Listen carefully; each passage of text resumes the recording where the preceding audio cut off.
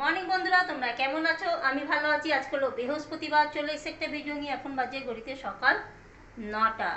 উঠেছি আজকে 8:10-15 নাগাদ। উঠে মুখটুক ধুয়ে বাসি কাজ সেরে, লাড্ডু তো নেই। আর কালকে জামা কাপড় সব ছাদে মেলা হয়েছিল, হঠাৎ করে বৃষ্টি এসে গেছিলো। দু একটা শুকিয়েছিল, দু একটা শুকায়নি। ওইগুলো সব এর পেছনে এদিকে সব দিয়ে দিয়েছি, এদিক দিয়ে সব মিলে দিয়েছি জামা কাপড়গুলো। আর এখন পাউরুটি সেকবো আর চা করবো। যেহেতু মাসির বাড়িতে বিকেলবেলা নেমন্তন্ন আছে, ওই জন্য রান্না সেরকম ঝামেলা করবো না। মুগ ডাল করবো, আলু সেদ্ধ করবো আর পাঁপড় ভাজবো। যেহেতু আজ পূর্ণিমা আছে, ওই জন্য মুসুর ডাল তো খেতে পারবো না। আর মেয়ে এখনও ঘুমিয়ে আছে। মাথায় শ্যাম্পু করব, কালকে শ্যাম্পু করা হয়নি। তো আমি ভেবেছিলাম যাব না। হ্যাঁ, আমার শরীরটা খুব একটা ভালো নেই বলে ভেবেছিলাম যাব না। কিন্তু মাসি কাল রাতে ফোন করে বলছে তোকে আসতেই হবে। মানে এত জোর দিয়ে বললো যে কি বলবো, যে যেতেই হবে। তো সকালবেলা তো যেতে পারবো না, কেন এত রোদ ওঠে না। আমরা তো চলে যেতে পারবো, কিন্তু আমার মেয়ে না গরমটা নিতে পারে না। সেই জন্য আমরা গরমকালে দিনের বেলা কোথাও যেতে পারি না, মানে দূরের রাস্তায়।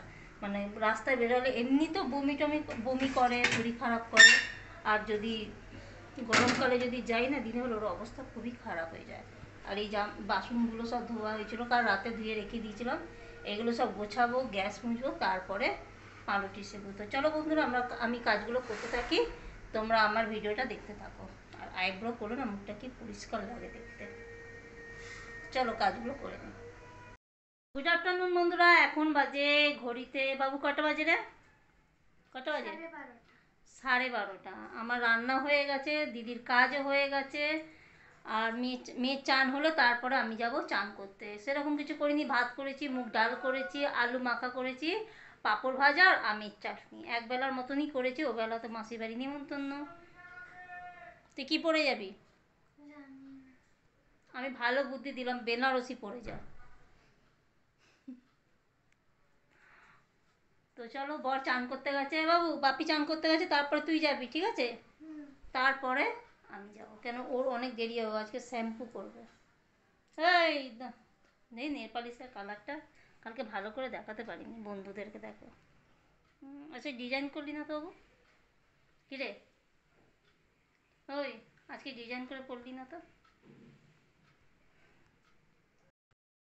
এই যে বন্ধুরা, আমরা রেডি হয়ে গেছি, চলে যাচ্ছি মাসির বাড়ি নেমন্তন্নতে। এই যে মেয়ে ফ্রক পরেছে, এই যে।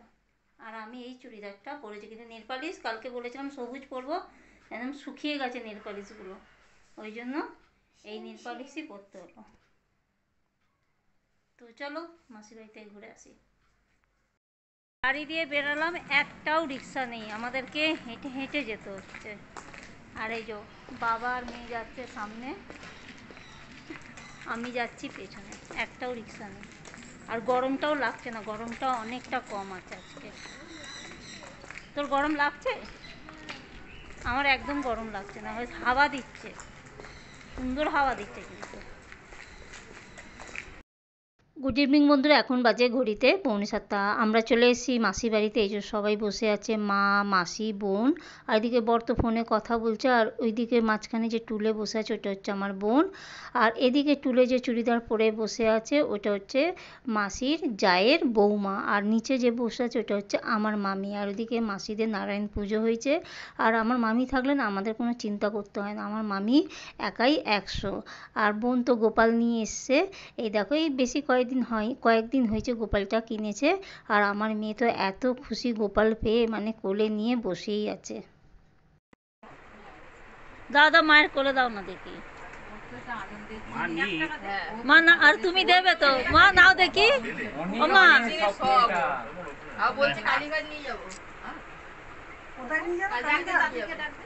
ও মা নাও।